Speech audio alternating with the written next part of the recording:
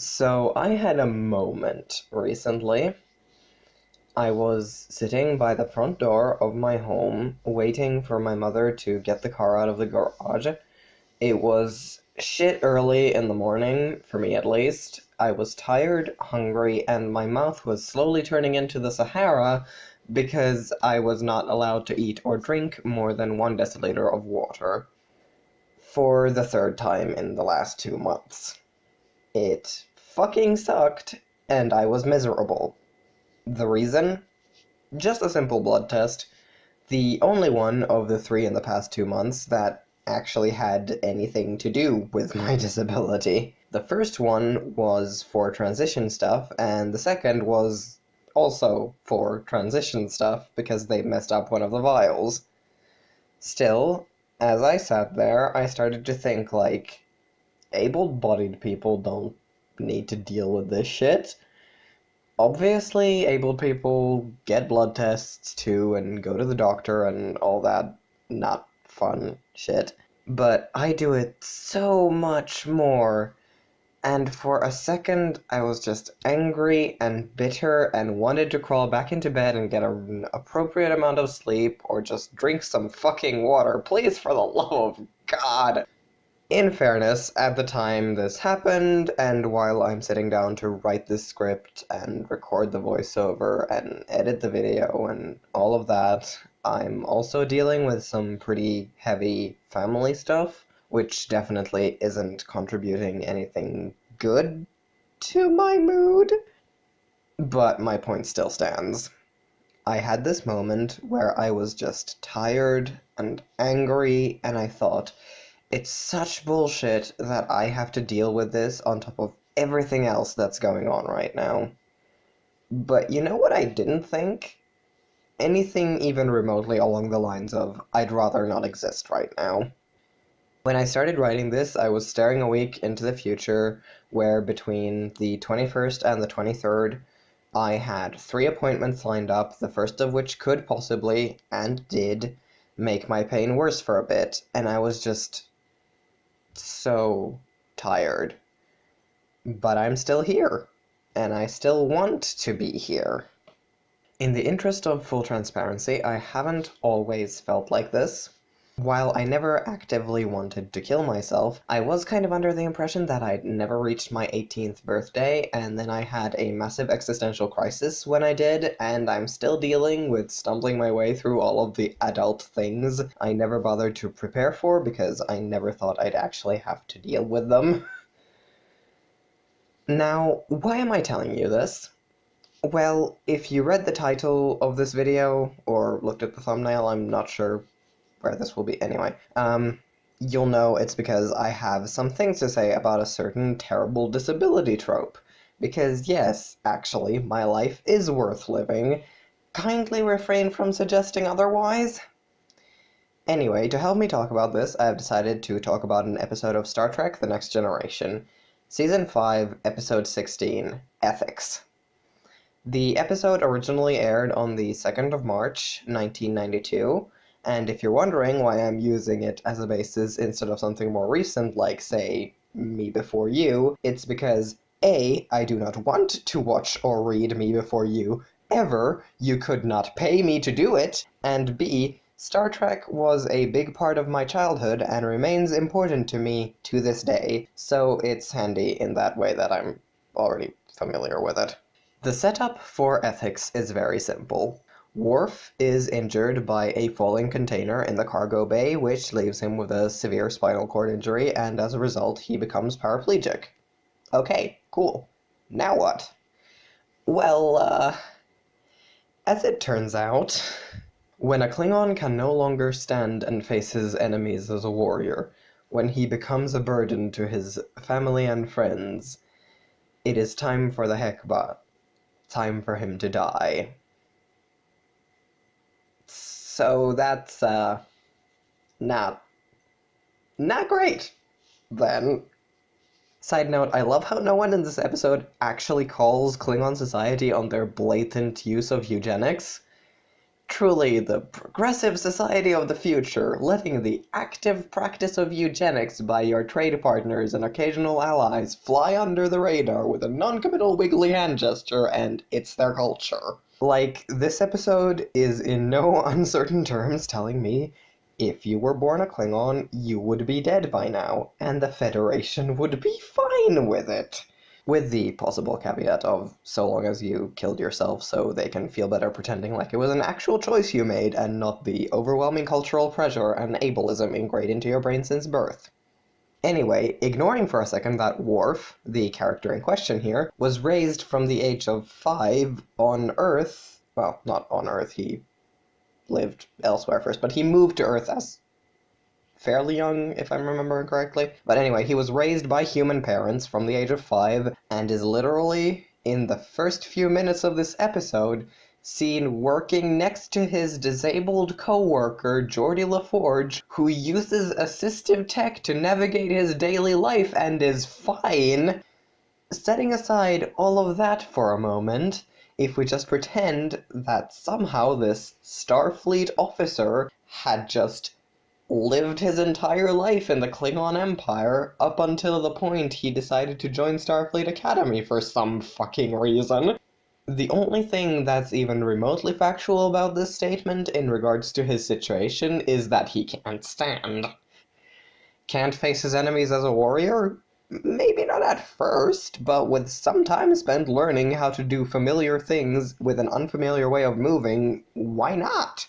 There's really no fancy sci-fi space wheelchair they could give you that'd let you keep being badass just in a different way. I'm gonna go ahead and call bullshit. When he becomes a burden to his family and friends, no. My dude, you're paraplegic.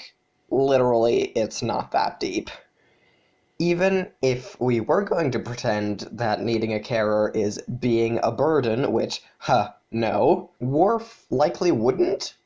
Like, sure, he might have to swallow his pride and accept help occasionally, but seriously, he could live alone just fine if he wanted to, provided his living space was accessible. Even the standing issue is in question in this episode, since Dr. Crusher suggests these implant things that could give him back up to 60% of the motor control in his legs. So, time for him to die?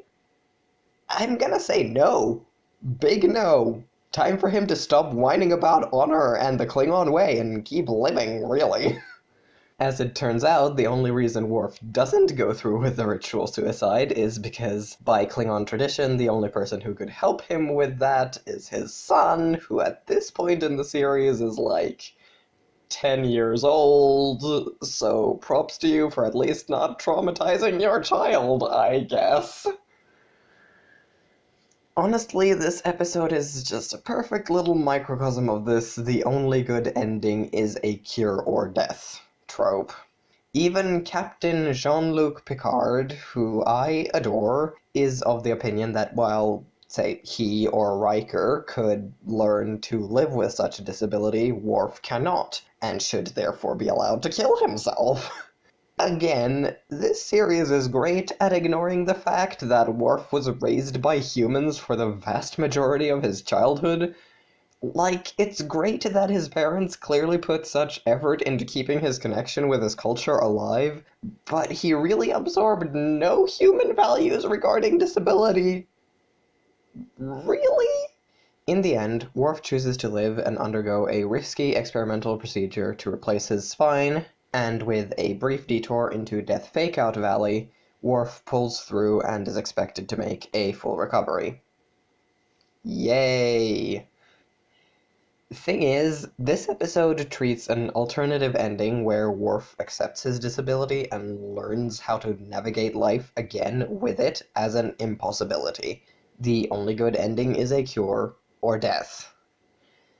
The other characters in the episode don't all agree with that, but it's the narrative that the episode puts forth regardless, which is unfortunate, to say the least.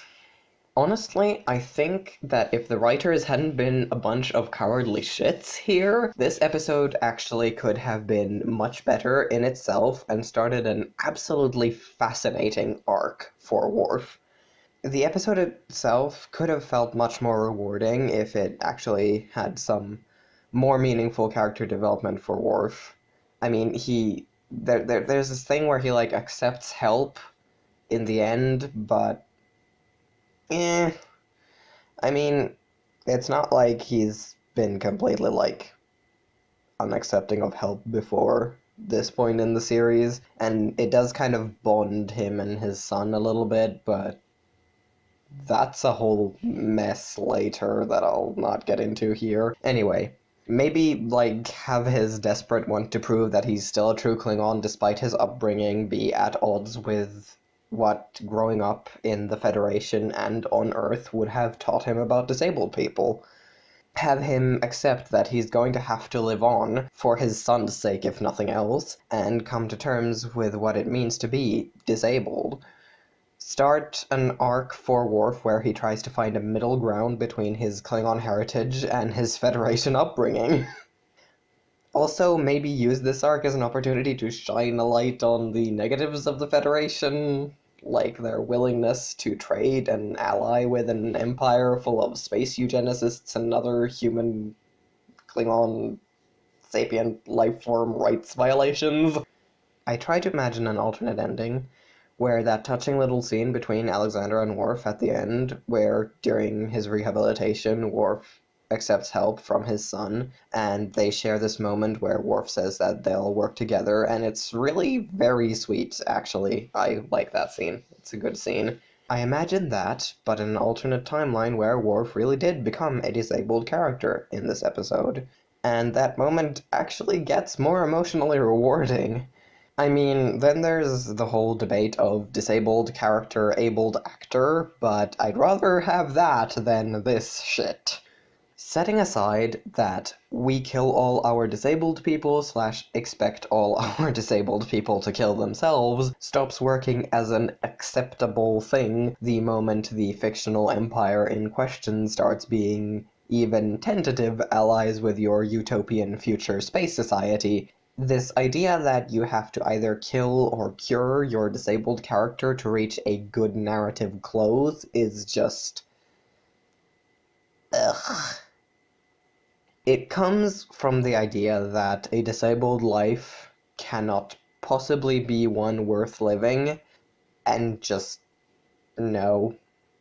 That's bullshit. I'm sorry, but that's just utter fucking bullshit. My life with my disabilities is not this empty, hollow husk, void of meaning and packed to the brim with suffering. I draw, I write, I bake, I cross-stitch, I listen to the birds sing, I watch animals in my backyard, I sing, not because I'm any good at it, just because I feel like it. I'm disabled, and my life is honestly pretty average. Like, this kind of shit reflects in the real-life attitudes of the random people who will just approach a disabled person without any prompting and tell them, "You're so strong, I would kill myself if I were you." Thanks for that totally unsolicited, immensely unhelpful statement. Kindly fuck off now. If you really think you could not possibly live if you were disabled, then fine. That's what you think. Maybe this video will change your mind, maybe not. In the end, that's not really up to me. Make your judgments in private to yourself, but you do not get to air them to me and expect me to remain civil. And I'd really like it if you stopped writing them into your stories. Thanks, and that's all for today. Bye.